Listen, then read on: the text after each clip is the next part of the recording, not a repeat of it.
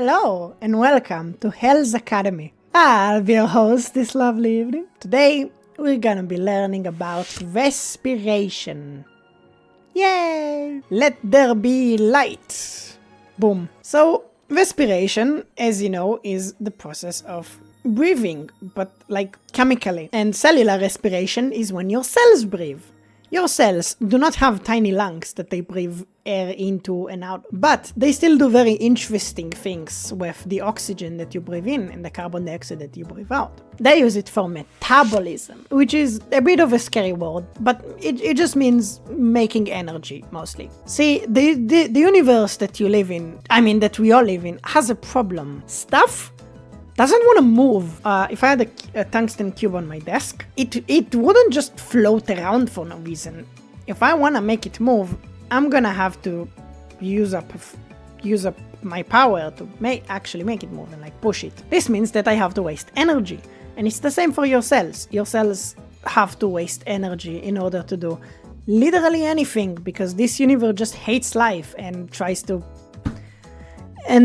get rid of it at every turn. Then your cells came up with an ingenious solution, ATP, adenosine triphosphate. It's a breakable battery, kind of. You break it, bam, a bunch of energy. And then when you get energy, you can recharge it and you kind of put the battery back together so that you can break it again. Adenosine triphosphate, like the name suggests, is made up of an adenosine base and three phosphates. Shocking, I know. There's also, I think, a sugar molecule in there, but whatever. So adenosine triphosphate, you can take the last phosphate and just kind of break it off, and you get a ton of energy out of it. And then when you get energy, you just pop it back together. So you take the adenosine diphosphate, because it now only has two phosphates. You take the phosphate, bam, ATP. ATP is so important that you make up you make up your entire body weight in ATP every day. Every day you make up a person out of ATP. So how do you do that? How do you put it back together after you broke it? Like say while your parents weren't looking, you accidentally broke their ATP. Oh no, what are the cells gonna do now? Duct tape and glue just doesn't cut it when it comes to these molecules. They're just too gosh darn small. Your fingers won't fit in the cracks. So what do? Well, respiration. Cellular respiration. It's just a fancy word for chemistry, and a whole lot more of chemistry. Specifically, it's when molecules react with each other. See, some molecules have secrets, and that secret is energy. There's energy inside the molecule. But it's not like a physical thing. You can just plug it from the molecule. So you're gonna have to be a little smarter than that in order to do it. And that's why you use chemical reactions. You take something that wants to react, and then it moves from a high energy to a lower energy. And it changes shape and stuff. And as it turns out, something which you know about very well has a ton of energy hidden inside of it. That thing is, of course, glucose. So glucose has a ton of energy inside of it, and you want to get that energy out. How do you do it? Well, in the human body, there are 3 steps. The first step, known as glycolysis, just happens like in the ectoplasm of the cell by just having the molecule bump into enzymes. You don't need the mitochondria for that, in fact. It just happens in the cell. So the first step that happens is glycolysis, where you take the glucose and you start breaking it down to unlock all of its goody secrets, all the energy that's hiding inside of it. And you get two molecules called. Now, pyruvate is not that useful on its own, so you need to keep doing stuff with it. But see, glycolysis is kind of nice in that it makes ATP. You take 2 ATP, you use it to break down the glucose, and then you get 2 pyruvate and 4 ATP. Your ATP has doubled from 2 to 4. That's a net gain of 2 ATP. So, okay, we're getting places. We've started making ATP. But what if you want more? What if 2 isn't enough for you? What if you want like 100? What do you do then? Do you just do this process 50 times? Well, kind of. That's what yeast does. But we're gonna get into that later. So, the human body has decided to work smarter, not harder. And when it did that, it also made itself needlessly complicated, but whatever. So that's why there are 2 extra steps in the process. There was another very interesting byproduct, other than the ATP that you made when you did the glycolysis inside of your cells to restore your parents' favorite ATP molecule. And that step is that you stole the electrons from the glucose.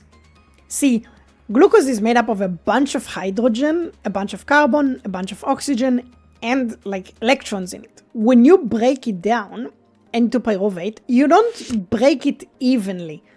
You kind of have like some leftovers hydrogens and leftovers electrons. There are like electrons and hydrogen just kind of floating around. Hydrogen without an electron is just one proton. We call it hydrogen, but really it's just a proton that's like by itself. So then you get these interesting byproducts, and you can do something with them later on, which is why carrier enzymes called NAD+ swoop in, and they have a plus, they have a positive charge, the electron has a negative charge, so obviously they bind together.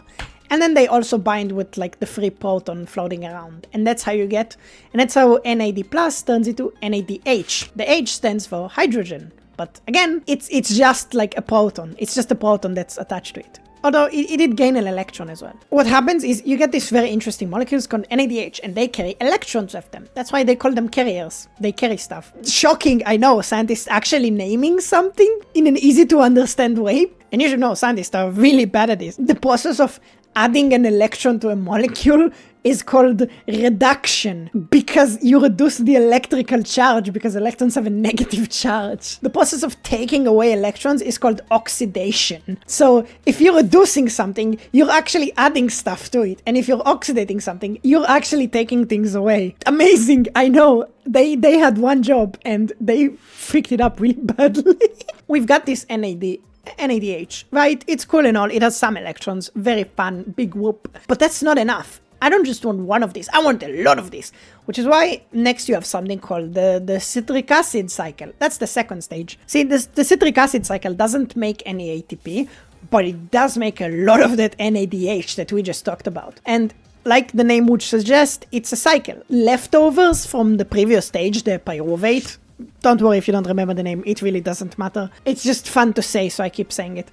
You take the pyruvate and you add it to a molecule that's there, and you make acetyl-CoA, acetyl-CoA, whatever that is. And then there's a cycle, it goes through a few stages, blah, blah, blah, very, very complex chemistry happens, and you get a bunch of NADH, and you get a bunch of, also something like FADH2+, whatever, doesn't matter. It's another carrier molecule that carries electrons because you've oxidated the pyruvate. And remember, oxidating means you're taking away. You haven't reduced the pyruvate, you've actually oxidated it. And you're taking away all those sweet, sweet electrons. Okay, you have a bunch of electrons. What now? Electrons are not ATP. You want ATP. Well, then how do we turn them into ATP? Glad you asked. See, this is what the mitochondria is for. Now, the mitochondria is already starting to get involved, starting from the second stage. The citric acid cycle happens happens with the mitochondria, in fact. But then you have the third cycle. The third stage is the most important one. It's called the electron transport chain because it's a chain that transports electrons. Shocking, I know. This is where, in this stage, is where the secrets of the mitochondria will unfold in front of you. Because as it turns out, the mitochondria is just like a battery. The mitochondria has a very interesting structure where it will pump out. It has a lot of protons in it. Remember, all of those protons are like the just either a hydrogen that's broken down. Like there's a bunch of protons floating around everywhere, and you can always get more by breaking down water because water is H2O, and you can just grab the hydrogens from it, and then you just like get a bunch of free floating protons. But whatever. So the mitochondria will use those electrons, the electrons that have been floating around all this time, the electrons from the carrier molecules. Remember NADH?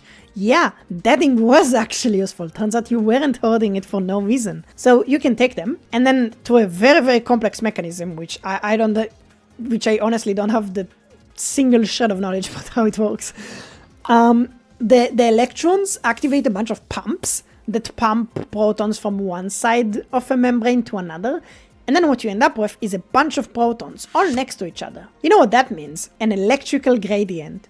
Yay! Congratulations, you've discovered electrical charges and magnets. Turns out that because protons all have a positive, they all have a positive charge, so they don't want to be next to each other. So when you put a bunch of them in the same spot, they want to run away as fast as possible.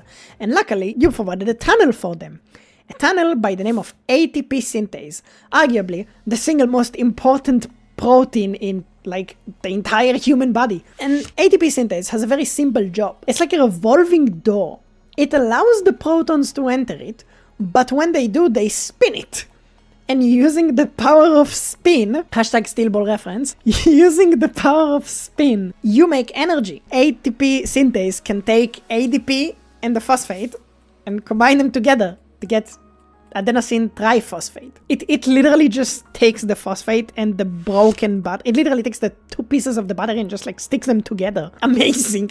Amazing. And this isn't just, and remember how in the first stage we used 2 ATP but then made 4 out of it, so we got a total of like 2 ATP. Do you know how much ATP we're making in this last step? Now, I can't give you an exact number because really it's a range, it depends on a bunch of stuff, but if I had to give like an estimate, around 30. That's 15 times more than the first stage. That is a heck of a lot of energy. So yeah, if you've ever wondered why human brains are so smart and like bacteria are not, stuff that doesn't have mitochondria doesn't get to do aerobic respiration. So they don't get to have all this energy goodness that your body has. Now, you might be wondering, when is oxygen gonna come into this? Because I haven't talked about oxygen. I've only talked about breaking down glucose and then taking stuff from it. So how does oxygen tie into all this?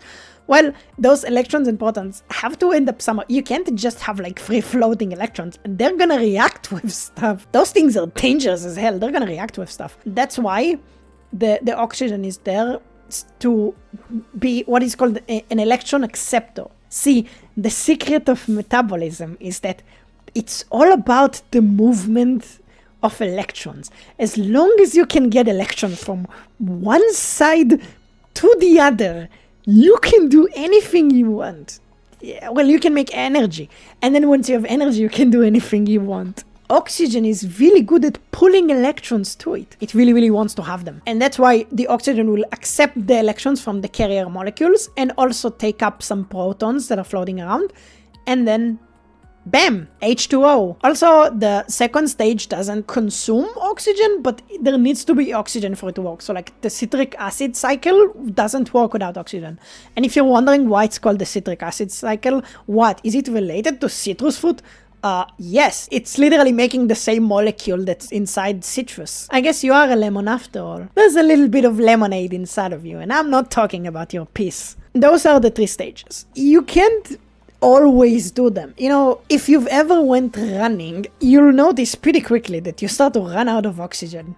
What do you do then? Well, I'm glad you asked, because there is actually a solution.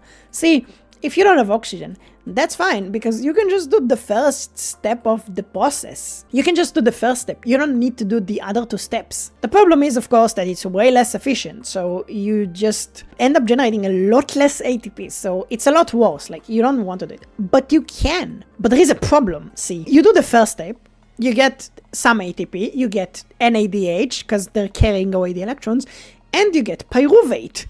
But there is a problem. See, eventually, if you keep making NADH, you're gonna run out of NAD+. So you need to find some way to convert those NADH back into NAD+.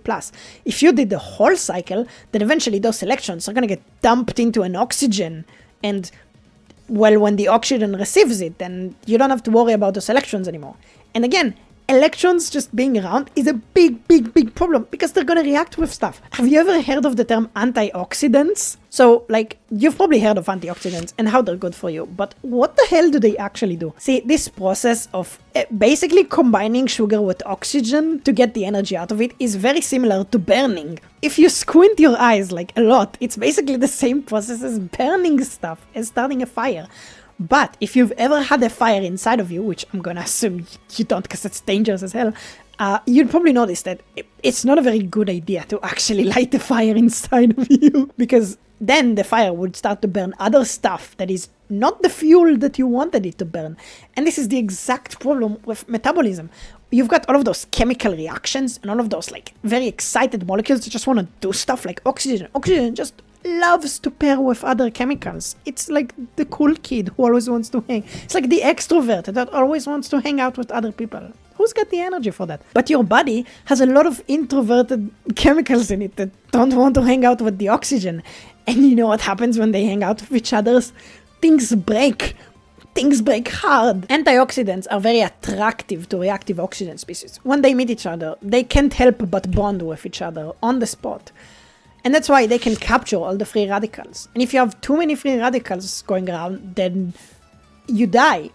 A cell that has too much free radicals will just end up dying because they're gonna break everything. Imagine if your DNA suddenly just had like an extra oxygen in it somewhere. Not very good. Things are built the way they are for a reason. And if you start changing them, you're gonna break things. Okay, so what do? Like, how do you... Okay, so you have these electrons and you have to do something with them. What do? Well, just dump them on the pyruvate. Just give them back to the pyruvate. Might sound like a dumb idea, but you'd be shocked to find out that it actually works. You can take the electrons out of the glucose, turning the glucose into pyruvate. It's a bunch of processes, right? It's not like one process. It's a bunch of things all happening in a chain, but eventually you end up with electrons in a carrier and the pyruvate. Well, you can just dump the electrons back onto the pyruvate, and then you get lactic acid. Yay! Which is the stuff that makes your muscles very sore after you work out. And it's literally acid. If it builds up too much, it will lower your muscle pH, which is bad. But don't worry about it because, see, it's a byproduct, but you can always use it. Once your cells get oxygen again, they can take the lactic acid and just continue with the metabolism pathway. So you don't get rid of lactic acid by like peeing it out or anything. It just stays in your cells. Eventually, you just end up using it just for the rest of the cycle. So that's all well and done. But what if you don't want to breathe oxygen, like, at all? What if you just want to keep making ATP but not making oxygen? What are your alternatives? Boy, I'm glad you asked, because this is the topic of today's lesson. Yes, I know it's half an hour into the lesson, and only now are we actually touching on the interesting bit that I started this lesson with, but I swear it was necessary for you to know all this about respiration before we dive into the alternative medicine of cellular respiration. Okay, so what if we just keep dumping the electrons onto the pyruvate? Glycolysis is great because you end up making ATP out of it. You make 2 of them. But it's also not great because it's very, very inefficient. It's 2 compared to like 30. Who'd want that? Well, turns out there's a little trick that you can use. See, metabolism is slow. There's a lot of things happening there, like the citric acid cycle and the mitochondria, whatever. There's a lot of things happening. But turns out that glycolysis by itself is a lot faster than the other ones. So you can actually match the rate of production of the mitochondria by just doing a ton of glycolysis. It is extremely inefficient, but it works, okay? But it works. And this is what's known as fermentation. And you better say thank you to fermentation, because fermentation is why we have some of the best luxuries in life. Bread and wine. And like all alcohol in general, pretty much. And cakes as well. I love cakes. So you've probably heard about how yeast makes alcohol, or more specifically, they make ethanol. Well, it's true, they do in fact make it, and it is part of their cellular respiration. See, yeast can breathe air, but they sometimes don't want to. Turns out that if you give yeast enough sugar, or you put them in an area that doesn't have oxygen, then they just wouldn't use oxygen. And instead, they're just gonna ferment. And they do a pretty similar process to what your cells do with lactic acid, except their situation is a little different. See, yeast doesn't just make ethanol because it's cool, even though it is very cool that they do it, just to be clear. The reason why yeast makes ethanol is that it's a weapon. They don't just make it for funsies. They make it and they dump it in their environment to kill every other thing that isn't them, essentially. Yeast will just poison their environment and then outlast all the other stuff in their environment because they're good at dealing with ethanol. Yeast is pretty good at living in like very alcoholic environments. And ethanol has a bunch of advantages. It diffuses. It can just leave the cell. The cell doesn't need to invest in any heavy machinery. Lactic acid, on the other hand, is being used as storage. You keep it because you want to use it up later. Ethanol is different. You make ethanol because you want to kill everything else around you.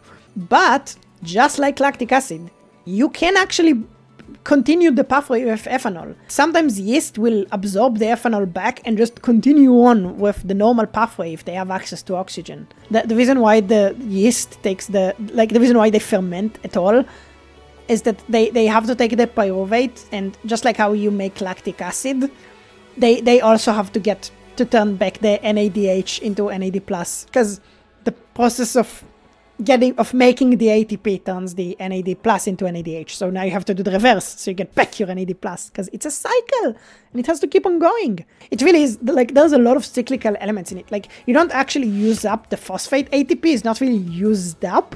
You just keep breaking it. You just keep breaking and making it.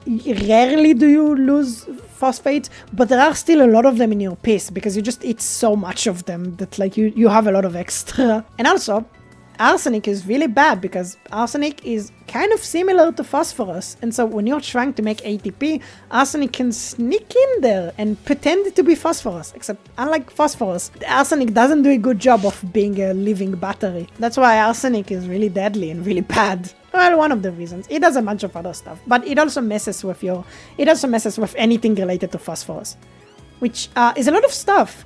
See, phosphates are also used in the membranes of your cells. The membranes of your cells are made of a big phosphate ball and then really long fatty acids. And then so the reason why the yeast turns the pyruvate into acetyl and then into ethanol is, well, to make a weapon. But other than to make a weapon, they also do it because when you turn acetyl into ethanol, you can turn NADH into NAD+. And then, fun fact, when your body does the opposite, when you start breaking down the ethanol, the alcohol, to turn it back into acetyl, you do the reverse. You take NAD+ and you turn them into NADH. Except it's actually really useful for you because you can then use the NADH in the final stage to get a bunch of ATP. But it can also be dangerous because if you have too much NADH, the cycle will break. Again, a bunch of electrons roaming around is not a good thing because that's how you get free radicals, and free radicals suck. Free radicals are so sucky that they can kill you.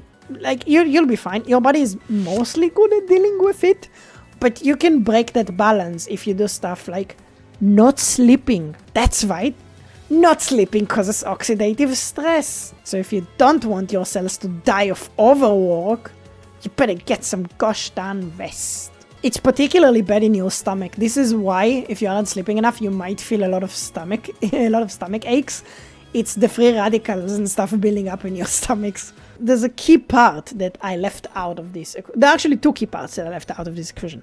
The first one is that why bread rises. Obviously, bread doesn't rise because of ethanol.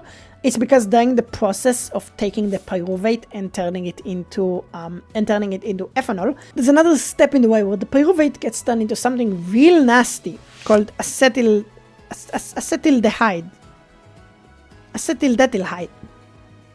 Acetaldehyde. I have no idea how to pronounce it, but you get the idea. I'm just gonna call it like ACT. Don't get it confused with ATP. Very different things. So ACT, our lovely friend, is toxic as hell, even to the yeast, which is why the yeast kind of has to convert it into something that's a little more pleasant to work with. Ethanol. You love alcohol, right? We all do. During this process, there's also the pyruvate there are two pyruvates. Each of them has 3 carbons, but the ACT only has 2. So you have to get rid of the carbon somehow. And you get rid of it by mixing it with water. You take the oxygen from the water, you take the carbon from the pyruvate, bam, CO2. And that's how yeast makes CO2, which causes bread to rise, because it makes like little pockets of air in the bread. They're not increasing the amount of dough, they're just making tiny pockets of air. Yummy. They ferment, they make ethanol, they make stuff. they make this really nasty thing, ACT, and this is actually, ACT is actually a key component of why alcohol gives you hangovers. See, when your body tries to break down ethanol, because, you have a very fun time, you're drinking alcohol and all that, but then the next day, there's now a bunch of ethanol in your system, and your body has to do something with it. Well, it came from the metabolism pathway. Why not just continue metabolizing it? Surely you can get energy out of it. Yes, you can. But there is a major problem here. See, it's that ACT. During this process, your cells kind of do the reverse of what the fermentation does. They take the ethanol and they turn it back into ACT. And then, unfortunately, they can't turn it back into pyruvate, because remember, the pyruvate didn't just turn into ACT. It also released carbon dioxide. So you can't turn it into pyruvate. Now you just have a bunch of ACT in your cell. And like we said earlier, ACT is super toxic. It's extremely reactive. It reacts with a bunch of stuff, just like how the free radicals can wreck your body if you just let them do their thing. So does the ACT. And this is one of the major causes of hangovers and why you feel so sick afterwards. It's because of that. Also dehydration, because alcohol makes you pee more. So you pee a lot and you lose a lot of liquids. But also ACT leaves a lot of damage in its wake. So you take the ACT, you can't actually turn it into pyruvate, so you just skip the pyruvate and turn it into the next step in the process, which is acetyl CoA. Very good stuff, the acetyl CoA, because then you can continue metabolize, because then it enters the citric cycle and blah blah blah, and everything proceeds as normal. But the ACT stage is really, really nasty. But what if you're not fine with glycolysis? I keep saying that it's inefficient and it's bad, and sure, you can get energy, but you're wasting a lot of it. Surely there's a way to use it without using oxygen. Well, you're in luck, because there's actually multiple ways, because the thing that matters is not actually the oxygen. In order to get the windmill to work, the ATP synthase to work and make NTP, you need a way to transport electrons. The electron transport chain, which is where you get the majority of the ATP by an overwhelming amount, it just needs electrons to move from one place to another. What if we used something else? What if you didn't have oxygen, but what if there was another molecule that really liked electrons and wanted to hang out with them? Surely something else could act as the terminal, as the final electron recipient. There is a lot of them, actually. If you happen to be a bacteria living in a hydrothermal vent deep in the ocean, where there's underwater volcanoes and stuff, and you're drinking noxious fumes, yummy, then you might be using sulfur reduction, where you take the electrons and you give them to a sulfur atom, and you make very complex stuff. But the point is that you use sulfur. Remember, if you give it electrons, you reduce it, because chemists are very bad at naming things. Or, if sulfur is not your jam, if you happen to be living next to a bunch of heavy metal, if you're a heavy metal fan, you can also use iron. Yes, there are bacteria that breathe iron. They don't eat it. No. They breathe it. Metals are great at receiving electrons, right? We all know how good metals are at conducing electricity. Well, it turns out you can just feed your electrons to iron. It turns out iron's not the only metal that you can feed into. There's actually a bunch of metals that you can feed your electrons to.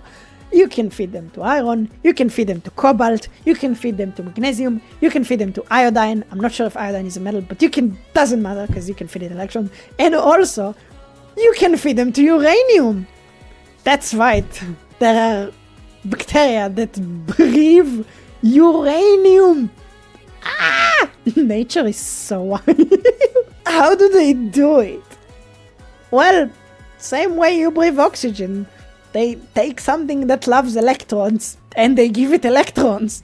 And that's how they get the electrons from one place to another, through the transport chain, which ends up powering all of the machinery of the mitochondria to make the ATP. Now, you might be thinking, oh my god, they're probably so dangerous. They breathe uranium, they must be radioactive. I don't know, I haven't checked if they're radioactive, probably. But also, you should actually be thankful. You should be thankful for these bacteria, because they're saving your life. Well, I don't know if you're specifically, but they're doing a great job for the environment. Let me explain. They're breathing just like how you take oxygen and turn it into carbon dioxide, and turn it into carbon dioxide and water, they take U6 plus, so it's uranium that is missing like 6 electrons, so it has like 6 positive charges, and they turn it into U4 plus, so it only has 4 positive charges because they feed it electrons.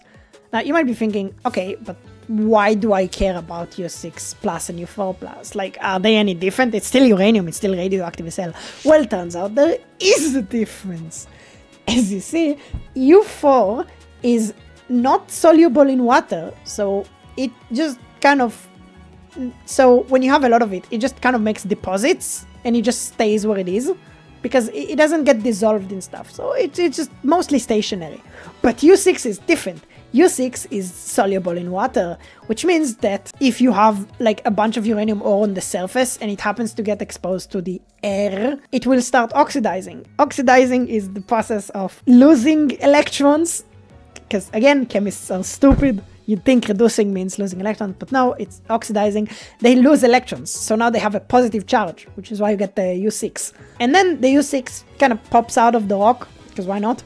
And then, because it's soluble in water, rainwater and like rivers and whatever can take it away where it can contaminate other places because it's freaking uranium, it's radioactive, don't get near it. Now the uranium is not only a local problem because the water is just taking it wherever, so make sure to thank those bacteria that are taking the uranium that's trying to get everywhere and turning it stationary so that it can't run away anymore. Thank you, uranium reducing bacteria. I love you. You can also breathe in carbon dioxide. I know everyone usually treats it like the bad molecule. There's too much carbon dioxide, global warming and all that, blah, blah, blah. But it turns out that if you're extreme enough, you can breathe, well, not you specifically, obviously. You need to be a bacteria that's like highly specialized for it, but you can breathe in carbon dioxide. And this is such a popular method that there's actually 2 different ways of going about it. And I'm gonna talk about them both. See, there's the selfish way and the benevolent way. We're gonna start with the selfish way, because I'm selfish. Obviously, we're selfish here. We want the maximum amount of ATP. And if you want the absolute maximum that you can juice out of that carbon dioxide, or that sweet, sweet carbon dioxide gas, you turn it into methane. Take 2 carbon dioxide, slap them together, probably with some glucose or like fuel, because again, this is, you're not eating the carbon dioxide, you're breathing it, you still need fuel. Turns out you can reduce carbon dioxide further into methane. Methane is problematic because it's like way worse of a greenhouse gas than carbon dioxide.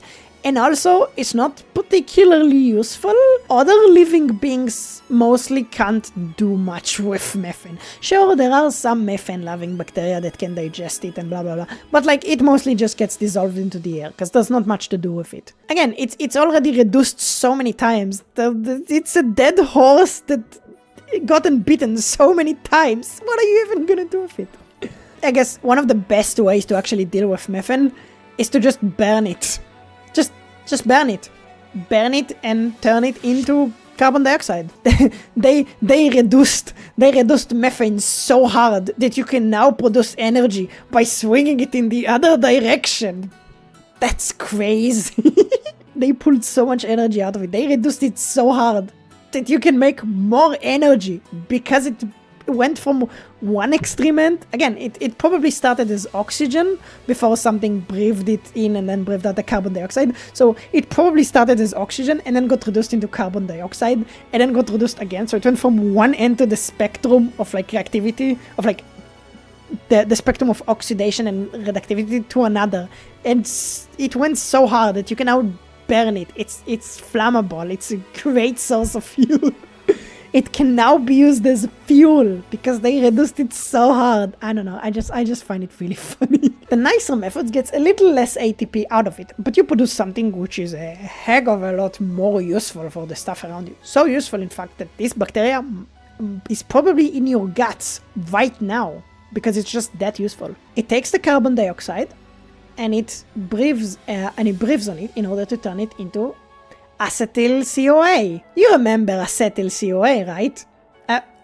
I've mentioned it like twice in the last 50 minutes. But it's the thing that's at the start of the second phase the citric acid cycle? Yes, it's that thing that the pyruvate turns into. It's also the thing that alcohol eventually breaks down into, that you can then metabolize properly. And just like how you can metabolize it properly, a lot of things can metabolize acetyl-CoA properly, which is why breathing in carbon dioxide and turning it into acetyl-CoA is really, really good. So you get a little less energy out of it, but you're also massively helping the things around you because you're processing it a little bit, and then the things around you can process it a lot more. So yay for the power of friendship.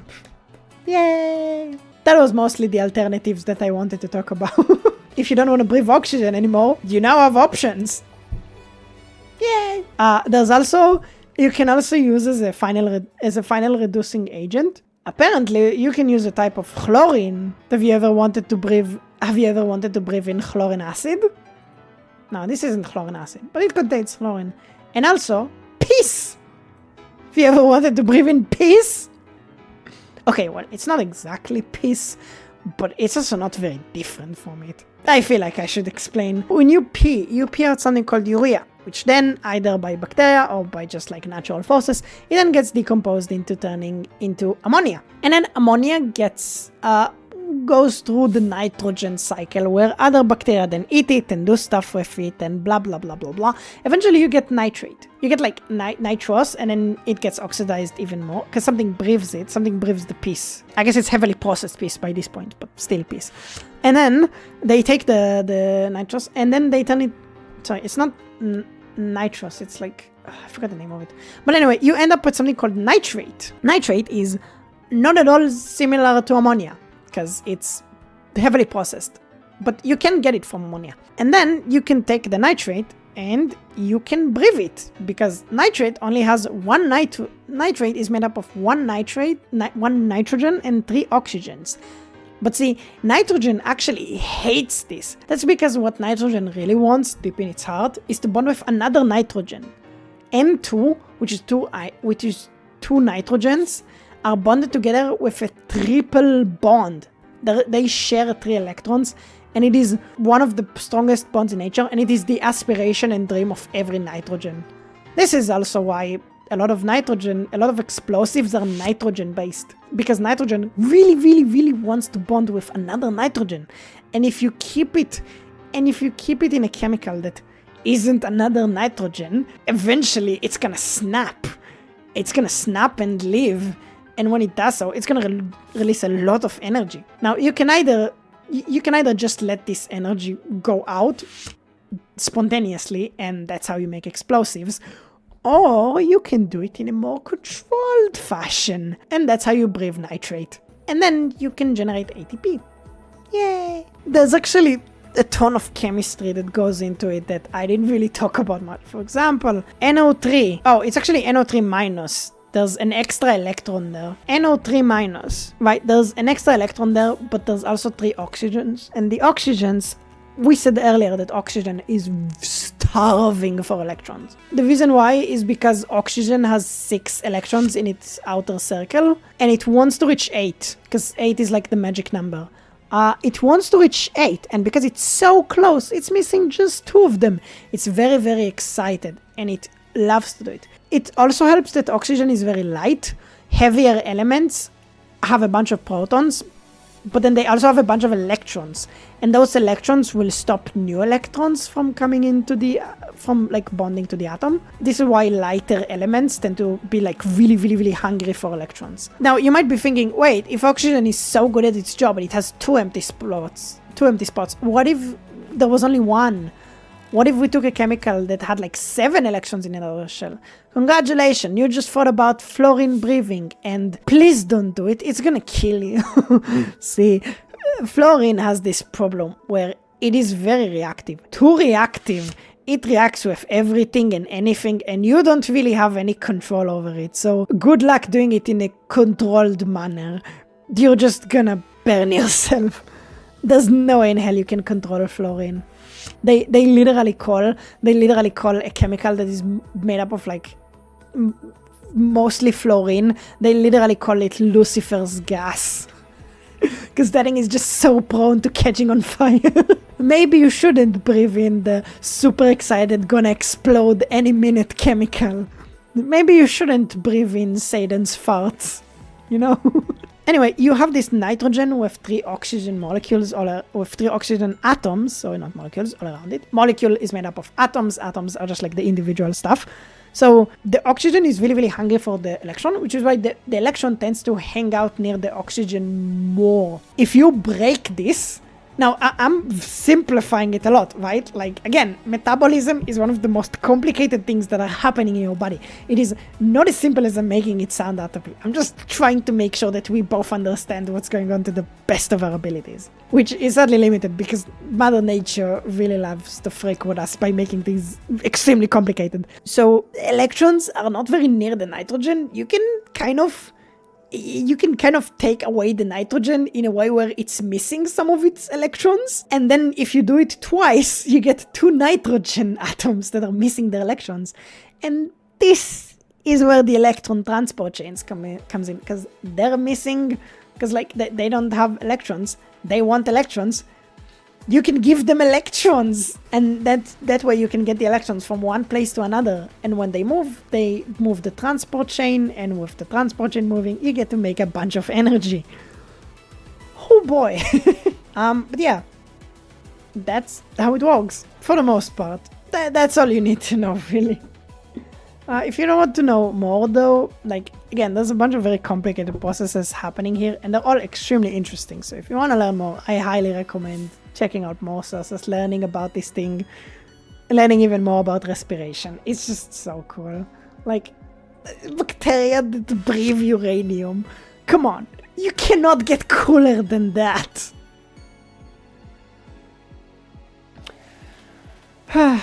Nature sure is complicated.